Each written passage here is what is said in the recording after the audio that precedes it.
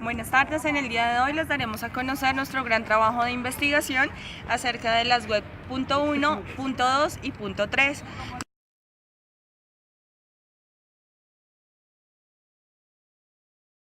Hola, hablaremos sobre la web 1.0.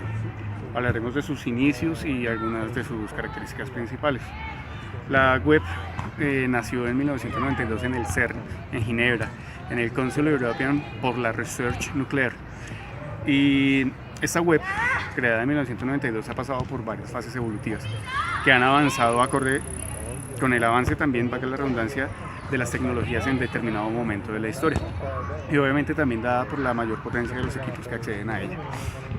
La web 1.0 es la primera, es la original, fue la fundadora y la que marcó el camino para el desarrollo de las que conocemos como 2.0 y 3.0. Esa web 1.0 estaba marcada por el hecho de que la difusión de sus contenidos era en un solo sentido. La web 1.0 se define mediante el lenguaje de marcas HTML o Hypertext Markup Language, y nacen al amparo de comunidades científicas como una forma estandarizada para realizar intercambio de contenidos independientemente del sistema informativo que empleaban. La web 1.0 superó todos los cálculos que para su inicio se estimaron y pasó a convertirse en un sistema estandarizado para la publicación de cualquier tipo de información, bien sea científica o no, y para el consumo corporativo o particular. Estas webs, primogénita, como yo le decía en un comienzo, la pionera del desarrollo, la que marcó todo el desarrollo de las nuevas tecnologías web, no permite ningún tipo de interactividad, es decir, no permitía o se caracterizaba por no permitir el intercambio de sus contenidos. ¿Cómo funcionaba? Simplemente se subía información, documentos en su mayoría, y los que accedían a la red simplemente la descargaban a sus contenidos. Es como la principal característica y lo que marcó el desarrollo de esta web. Obviamente que fue mutando, fue cambiando y fue sufriendo una serie de transformaciones con la llegada de nuevas tecnologías de conexión como la banda ancha, conexiones que conocemos como ADSL o como el cable de fibra óptica, lo que derivó, como lo van a hablar más adelante mis compañeros, en webs más avanzadas como la 2.0 o la 3.0. Bueno, yo les voy a hablar sobre las características de la web 1.0. Una de las características de la web 1.0 es que son páginas estáticas en vez de dinámicas por el usuario que las visita. Otra característica es el uso de framesets o marcos. Otra de las tantas características son extensiones propias del HTML como Blink y Marquee, etiquetas introducidas durante la guerra de navegadores web. Otra de las características de la web 1.0 son libros de visitas en línea o webbooks, botones de GIF casi siempre a una resolución típica de 88 x 31 píxeles en tamaño, promocionando navegadores web u otros productos. También hay formularios HTML enviados vía correo electrónico. Un usuario llenaba un formulario y después de hacer clic se enviaba a través de un cliente de correo electrónico. Con él después se volvía esto un problema, que en el código se podía observar los detalles del envío del correo electrónico. No se podían añadir comentarios ni nada parecido. Otra característica es que todas sus páginas se creaban de forma fija y muy pocas veces se actualizaban. También, o sea, no se trataba de una versión nueva, sino de una nueva forma de ver las cosas.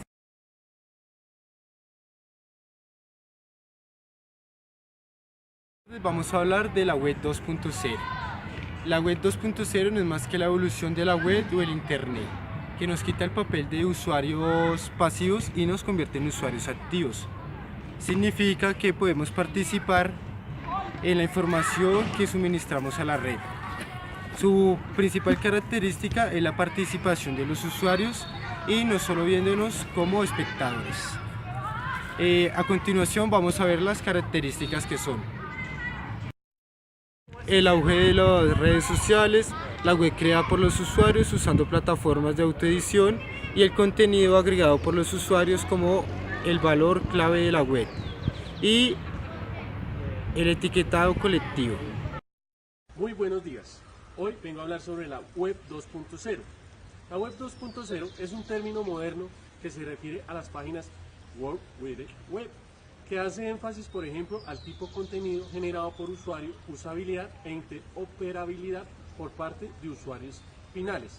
El término Web 2.0 fue popularizado por Tim O'Reilly y Dave Dougherty en el O'Reilly Media de Web 2.0 Conference a finales del siglo de 2004, a pesar de que había sido inventado por Darcy Tinucci en 1999.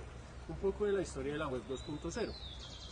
Un sitio Web 2.0 puede permitir a los usuarios interactuar y colaborar con cada uno de los diálogos de social media como creadores de contenido generado por usuarios en una comunidad virtual, a diferencia de la primera generación Web.1, que tan solo permitía visualizar pasivamente el contenido de las páginas. Ejemplos de Web 2.0 incluyen redes sociales, blogs, wikis, folksonomies, sitios para compartir videos, servicios HOTS, aplicaciones web, plataformas colaborativas de consumo y más. Historia.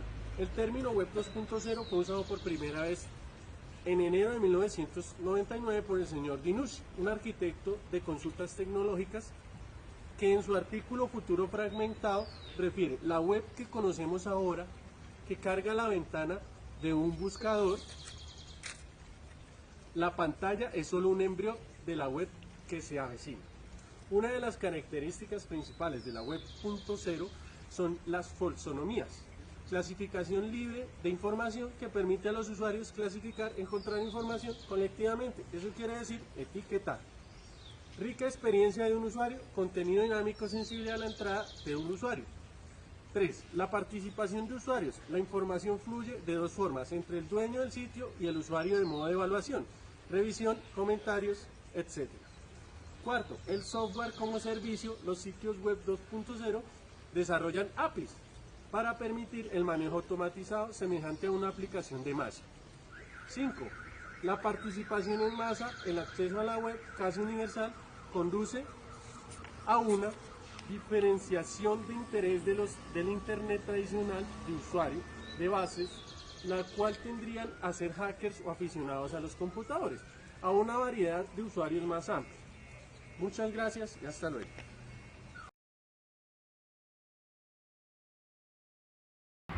Buenas tardes, en el día de hoy les voy a dar a conocer el uso y las características de la Web 3.0.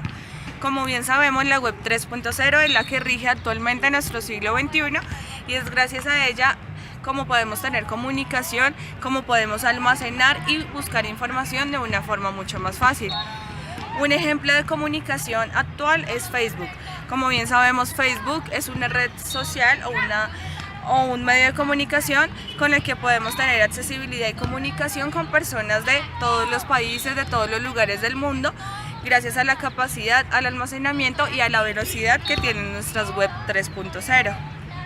Todo esto es posible gracias a que, en primer lugar, a la nueva disponibilidad masiva de las conexiones de banda ancha y por la evolución de los navegadores, que en una carrera por hacerse con la máxima audiencia posible, nos ha ido incorporando funcionalidades y permite accesibilidad de manera mucho más rápida. También conocemos las llamadas nube o cloud en inglés, que consiste en la puridad de un almacenamiento replicado en varios sitios que se encuentran en distintas localizaciones, a veces en continentes diferentes, y la posibilidad de lanzar aplicaciones dentro de los navegadores nos ha llevado a la creación de un nuevo paradigma de comercialización de software.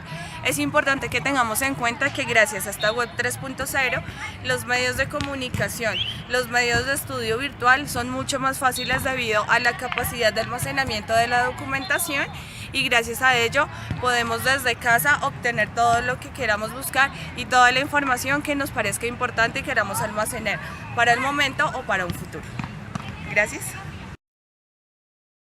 Web 3.0 hablamos de innovación, pese a las tecnologías que tienen como programas inteligentes que utilizan datos semánticos que se han implementado y usado a pequeña escala en compañías para conseguir una manipulación de datos más eficiente. aunque en los últimos años, sin embargo, sí ha habido un mayor enfoque dirigido a trasladar estas tecnologías de inteligencia semántica al público en general, o sea que estén al alcance de todos. También ha sido utilizada para describir el camino evolutivo de la red que conduce a la inteligencia artificial. Aunque algunos escépticos lo ven como una visión inalcanzable, compañías como IBM o Google están implementando nuevas tecnologías que cosechan información sorprendente, como el hecho de hacer predicciones de canciones que serán un éxito, tomando como base información de las webs de música de la universidad.